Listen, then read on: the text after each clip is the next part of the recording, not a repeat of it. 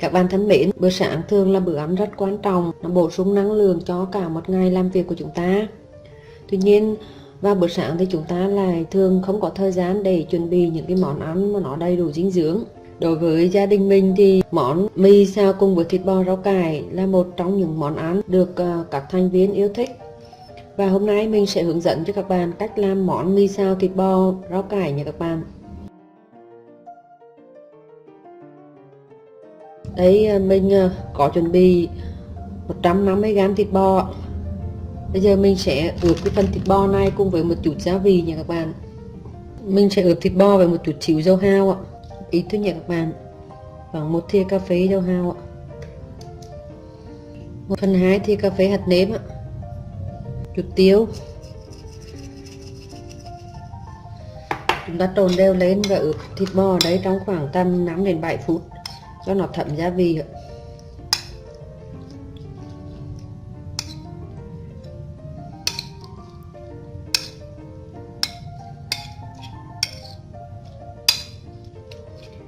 Thịt bò thì các bạn lưu ý là chúng ta thái thật mỏng ạ.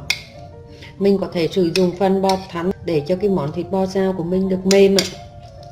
Mình sẽ để thịt bò qua một bên và mình băm hành tím và tỏi nha các bạn. Mình sẽ sử dụng 2 tiết tỏi và 1 củ hành tím. Chúng ta băm nhỏ cái phần này ra.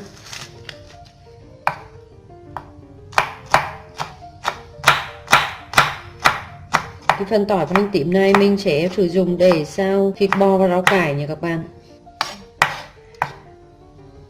Với rau cải thì mình sẽ để cả cái cọng ra như thế này ạ. Mình không cắt nhỏ ra nha các bạn, ta cắt bởi cái phần lá đấy ạ. Những cây nào to thì mình chỉ cần chẻ đôi ra là được ạ.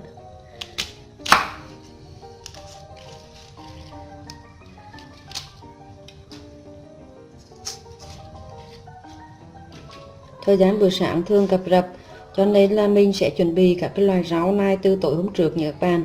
Thịt bò thì mình ướp sẵn gia vị và mình cho vào ngăn mát tủ lạnh ạ. Còn rau thì mình có thể rửa sạch hoặc là chuẩn bị sẵn, và sáng mai chỉ cần rửa lại là xong ạ. Và trong khi mình cắt rau thì mình sẽ chuẩn bị luôn một nồi nước đang sôi trên bếp nha các bạn, để chúng ta chần qua rau và chần qua mì ạ. Lúc này thì nồi nước của mình cũng đã bắt đầu sôi, mình sẽ quay sang chần rau và chần mì nha các bạn. Còn cái phần rau thơm này thì chốc nữa mình sẽ cắt và cho vào sau ạ. Nồi nước nó sôi rồi đấy ạ. Mình cho rau cải vào để chần qua nha các bạn.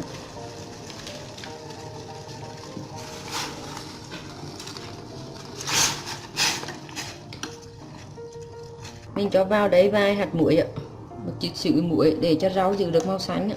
Đối với rau cải thì mình phải nấu chín kỹ thì ăn nó mới ngon, chứ còn ăn đang còn sật sật nó sẽ hăng nha các bạn. Cho nên là mình chần qua như thế này để lúc nữa mình xào thì sẽ nhanh chín hơn ạ. Chúng ta chần rau khoảng tầm 2 phút ạ. Khi rau đã được thì mình sẽ cho ra một bát nước lạnh.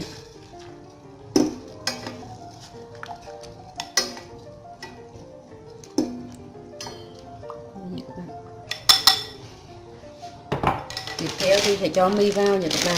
Ở đây là mình sử dụng mì Coreno ạ. Gói mì này trọng lượng là 100g và hướng dẫn nó nấu 4 phút.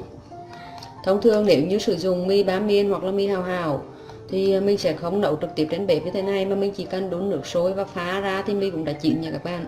Tuy nhiên đối với mì này sợi nó dài hơn và mình phải chần. Cho gọi mì vào đây để lửa lớn và chúng ta sẽ chần mì trong vòng 1 đến 2 phút.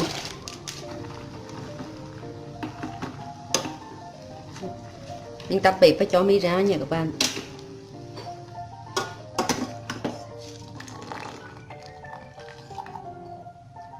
Để cho sợi mì của mình không bị dính thì mình sẽ cho một chút gia vị vào đây luôn nha các bạn.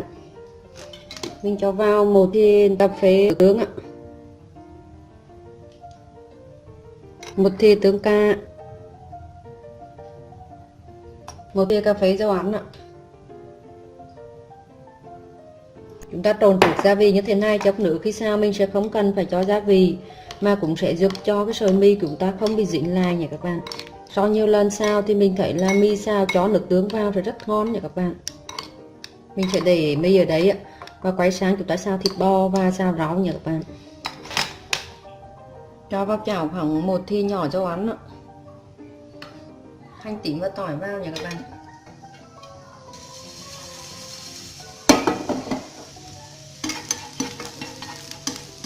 Cho thịt bò vào xào ạ.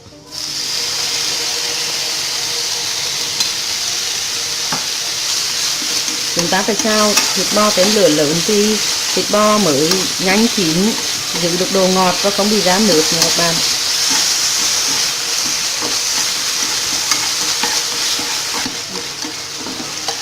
Chúng ta xào thịt bò chín tới như thế này là được ạ. Đây đừng xào phí quá, thịt bò sẽ bị dai nha các bạn.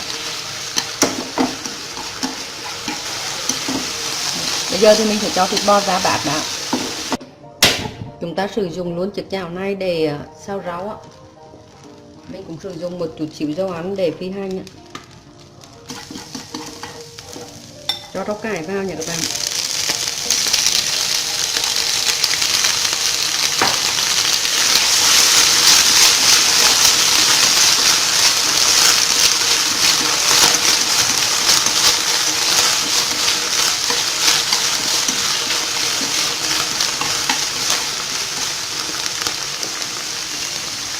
Cho vào đây 1/2 thìa cà phê hạt nêm ạ.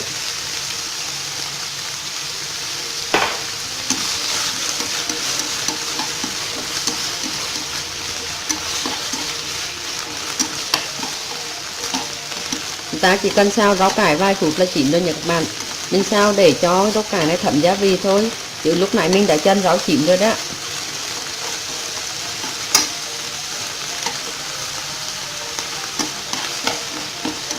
Bây giờ thì tắt bếp và cho rau cải ra để xào mì. Tiếp tục cho một thìa dầu ăn vào.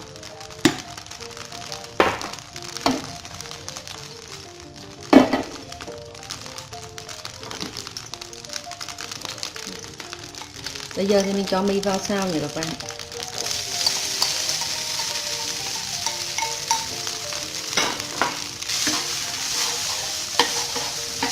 Mình để lửa lớn và áp chảo cho cái phần mì này nó sắn lại, nó hơi giòn một chút nha các bạn.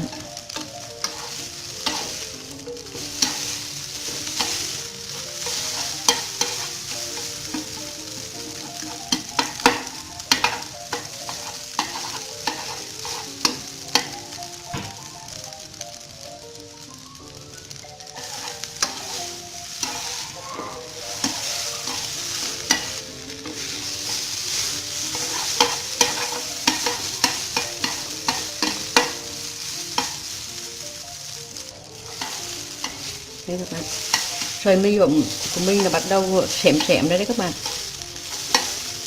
Nếu như các bạn muốn ăn sợi mì giòn thì chúng ta có thể áp chảo lâu hơn một chút cho cái sợi mì này nó giòn lên, ăn rất ngon.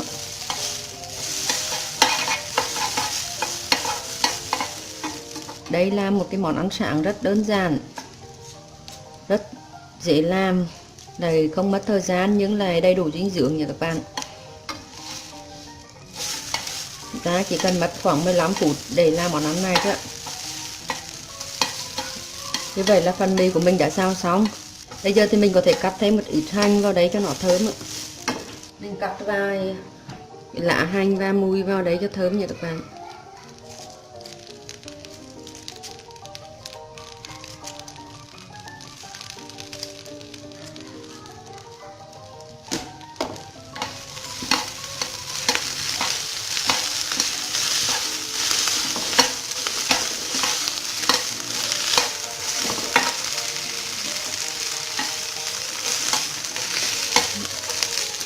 Chúng ta tắt bếp và cho món ăn lên đĩa.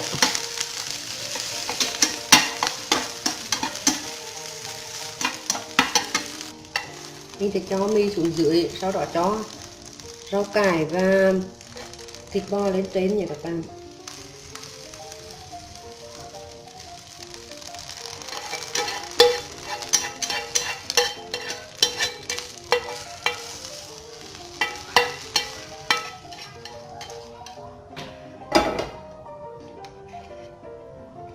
Tiếp đến là mình sẽ cho rau cải lên ạ.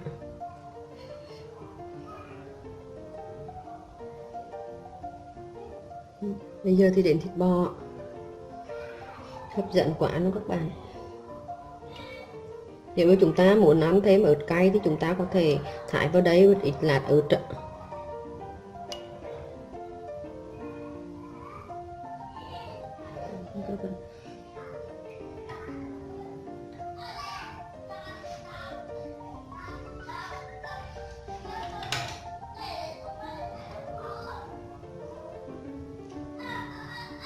Đấy, một ít cam ngô nữa nha các bạn.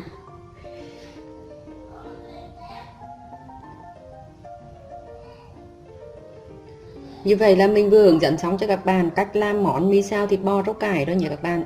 Rất nhanh. Sáng ngày mai các bạn hãy làm ngay món ăn này cho cả gia đình cùng thưởng thức đi nhé. Chúc các bạn ngon miệng cùng với gia đình mình. Cảm ơn các bạn đã dành thời gian để theo dõi video của mình. Nếu như các bạn thấy video của mình hữu ích, xin hãy nhấn like, comment ý kiến đóng góp với mình, chia sẻ để người thân và bạn bè cùng xem. Đặc biệt là đừng quên nhấn đăng ký kênh để được cập nhật các video mới nhất. Hẹn gặp lại các bạn ở video tiếp theo. Tạm biệt các bạn.